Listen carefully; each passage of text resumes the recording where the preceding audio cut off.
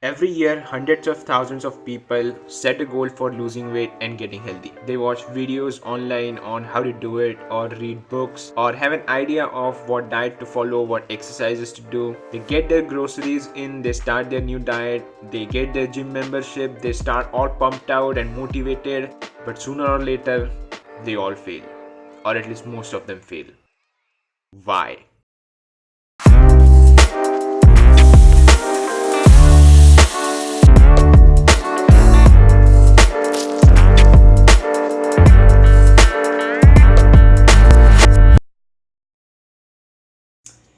So there are two kinds of people here that we're talking about in this whole story, the weight loss story. Okay.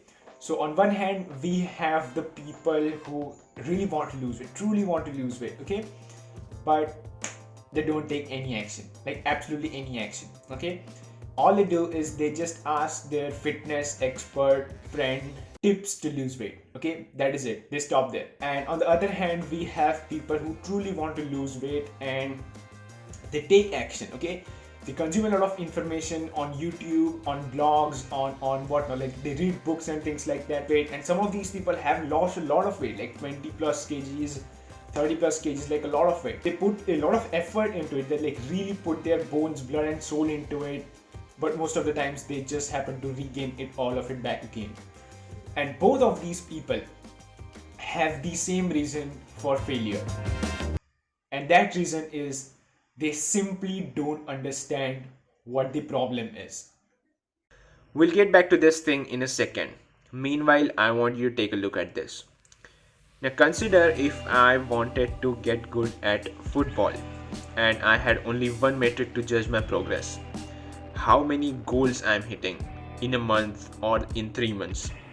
And every time a kick or a move or technique or whatever it is in football fails to make a goal, I totally give up on that practice, that kick or whatever, and go on finding some other magical kick that will make a goal post every single time I execute it. No surprise, I will literally always suck at football because that's just not how this shit works. Now, the reason I suck at football is not because I haven't found the right move, the magical kick that is going to always put that ball into that net. The main reason is I don't have the skill. I'm not working on developing the skills that are needed to put the ball into the net, the dribbling, shooting, and all that kind of stuff. So, the key here in football would be to measure your progress with the amount of skill that you develop in order to kick that ball into the net, and the progress wouldn't be how many goals you're accumulating in a certain period of time, right? Goals here being the equivalent of the kgs or inches that you lose, and skills being the equivalent of training yourself on the right habits, behaviors, and mindsets of weight loss and healthy lifestyle.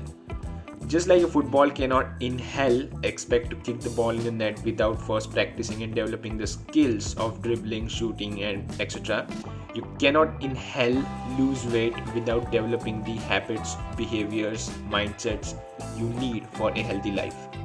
Finding a diet that makes you lose weight is just as stupid and childish as finding a kick that will work every time in all circumstances.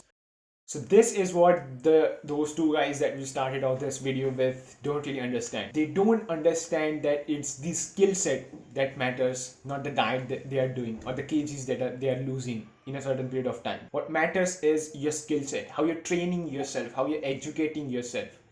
That is what really matters in long term, the skill set. So what are these skill sets then? What do you need to learn? How do you train yourself in these skill sets? Now, this question has a very long ass answer, and I possibly cannot cover it in one video, but all of it always boils down to these three things. The number one is patience. Ugh, boring. Next. No, seriously. The number one is your patience, and without this there is no dieting, there is no weight loss, there's just nothing. Okay, I don't want to bore you with this thing, but I just want to tell you one sentence, just simply one sentence. After hearing this sentence, many people change their opinion on this, and they have like this paradigm perspective shift. Okay, and that is, you need equal amounts of effort or perhaps even more in order to maintain your weight loss than you need in order to actually lose weight. Okay, let that sink in. That's very deep. Okay, so say that all the weight that you want to lose you lost in 3 months or 6 months or maybe an year. Okay, you put like your soul, blood and bone into all the effort, and you lost all of your weight that you wanted to lose. You reached your weight loss goal. It took you an year. Now you have your next 50 years of your life that you have to live, and each year you need to put the same amount of effort in order to maintain it. Otherwise you will regain it back again. That's how it works. This is a lifelong journey. There is no end to the diet. There is no on a diet, off a diet thing. This is a lifelong journey.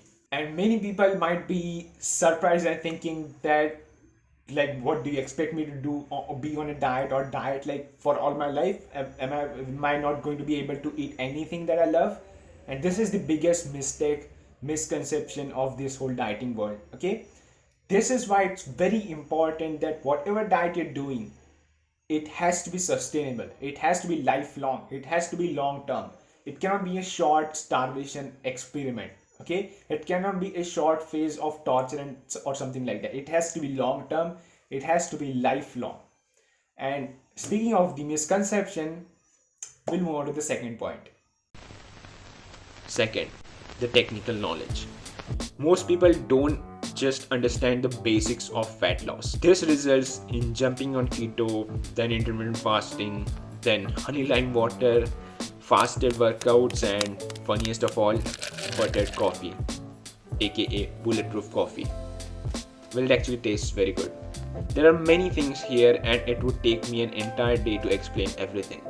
But it all comes down to these two things: calorie deficit and protein. That's it. I have made several videos on the technical knowledge, how to set your calories, how to set your protein, and all that kind of stuff. I will link all those videos down in the description below, so check them out. Third, tracking progress. This is my absolute favorite one. This is where most people make a mistake. And if they can just get this one thing right, I promise everything else will follow. Most people stand on a scale, they see the number on it and attach their self-worth, value and progress with that one number. When the number goes down, they get really pumped up, happy, motivated. And if the number goes up, they are really depressed, demotivated and done with the dieting. So that kind of attitude is like a sure short way to failure. Okay, instead of that, what you should track is your adherence, your habits and your behaviors. Okay, so if I were to give you an example, say that you ate a cookie, okay, and you stopped at one cookie and you didn't binge on the entire pack. That's an awesome progress. Okay, say that you're eating more protein than you're eating before. That's an awesome progress. Say that you are eating more vegetables than you were eating before. That's a very awesome progress. Okay, anything trivial. Say that you are going to the gym for 5 days a week instead of going 3 days a week that you were going before. That's an awesome progress. Okay, that's how you track progress. You don't track progress on the number, by the number on the scale. You track real progress by the skill you're developing, your ability, your discipline that you're developing, the healthy lifestyle and the healthy diet that you're developing. Okay, because once you get that sorted, then losing weight is just simply a piece of cake.